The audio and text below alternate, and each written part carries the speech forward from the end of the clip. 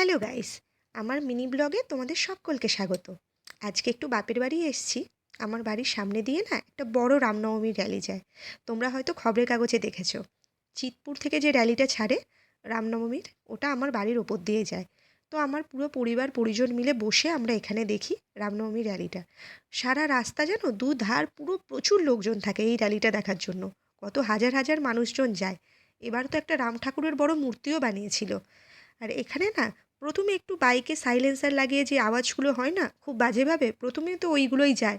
ওগুলো দেখতে অতটা ভালো লাগে না। তারপর যখন এত সুন্দর সুন্দর র্যালিতে সেজে গুজে সব যায়, অনেক ঠাকুর দেবতা সাজে। এই যেমন এখানেই দেখো। আর অনেক সুন্দর সুন্দর নাচের পারফরমেন্সও হয়। এগুলো কিন্তু দেখতে সত্যিই অসাধারণ লাগে। আর এই দেখো এখানে বাংলার বাঘ। তো এইসব সেজেগুজে খুব সুন্দর লাগে দেখতে। আর আমরা কিন্তু রাস্তায় বসে অনেক সেই দিনকে খাওয়া দাওয়াও করি টুকটাক। আর সত্যি সেই দিনটা অনেক মজা করে কাটলো। ওকে, আপাতত এইটুকুই। Tata, love you guys. ভালো লাগলে সাবস্ক্রাইব।